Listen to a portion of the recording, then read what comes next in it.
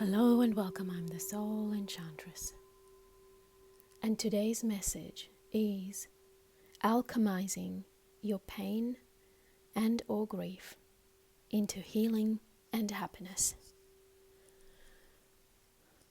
So your pain may be in your body, your mind, or your emotions, and your grief could be from a breakup, a separation, or death.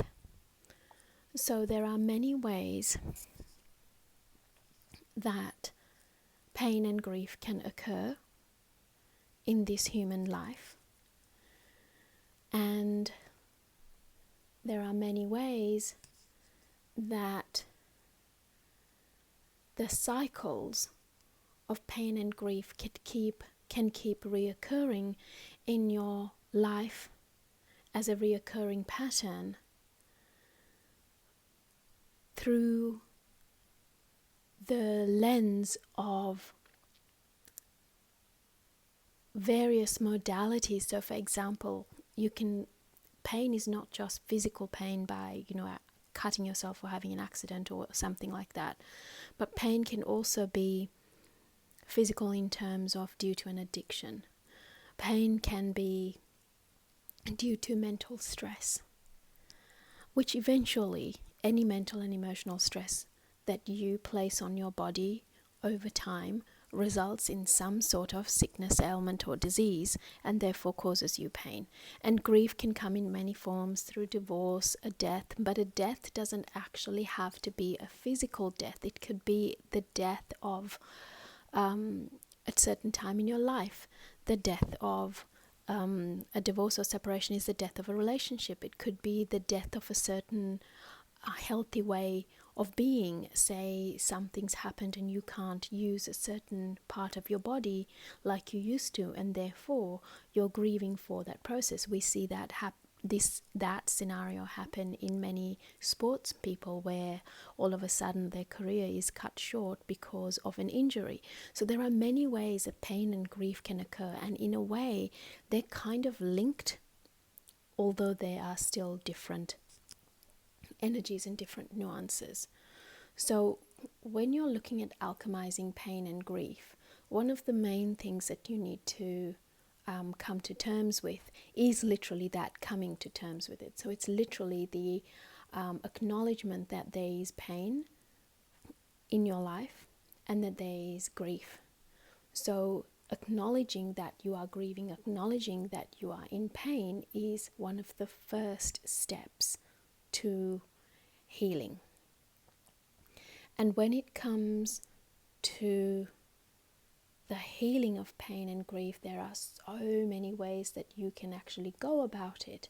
But one of the ways that the fundamental seed of healing pain and grief is the fact that not only do you, as the person who is actually going through this pain or grief, acknowledges that you are going through the pain or grief, but also are then open and ready to heal. So sometimes people get caught up in the spiral of wearing themselves and cloaking themselves with pain and grief for long periods of time. And that becomes part of the mantle, that becomes part of your identity. It becomes who you are, which is a complete disembodiment of the essence of who you are as this beautiful and amazing and infinite spirit, where you've actually worn this cloak of pain and grief, and therefore you see the entire world through the lens of pain and grief, and therefore you are associated by other people with your pain and grief. Then you literally are cutting off your life force in order for you to live a full life, and in order for you to experience life the way you came to experience. And here's the hardest thing, the energetic side of it. This is the hardest and the thing that for most people to hear, but there is a sacredness in understanding this truth, and that is that no matter what pain and no matter what grief you in your essence, when you planned this lifetime, you chose those different aspects of the human experience, and obviously pain and grief was one of them. And how you wanted to experience pain and grief, you also chose those ways. And when you acknowledge you are in pain or you are grieving, then if you also acknowledge that you, in a certain greater form of you, chose these experiences, and then you are ready to heal and move on, that is when the miracles happen. That is when, even when I step into work with my clients, I make sure that they are at that stage of having acknowledged it and they're ready and open to healing, because otherwise I'm just wasting my time and putting band-aids on people, and they're just going to spiral back into it. So your pain and grief, at some seed level, you actually wanted to experience this life emotion, this human emotion, and this human condition called pain and grief. However, if you are continuously experiencing pain and grief, then that is not what your soul intended. Your soul intended to experience that and then to actually move on. But if you are continuing to experience it for any length of time, then that means you are hanging on to and clinging on to that energy of pain and grief, and creating literally like a cloak for you to wear. Then that cloak, one day, if worn long enough, becomes a part of your skin. Do you understand? So if any type of prolonged pain and grief is actually something that the human being has made toxic, the life lesson, and therefore wears it. So it may be one of the hardest things to hear, but that is actually the way that energy and vibration, which is who you are, your vibrational frequency, and that is how you are made up of it. So that vibration of pain and grief doesn't necessarily need to exist within your skin, within your persona, or within anywhere near you. You can heal it, and you can actually alchemize it into creating a form of happiness and a form of contentment and a form of bliss and peace, more than anything, which is a really high vibrational energy. And you can actually do that. But as I said, the 3 steps are acknowledging it, understanding that you are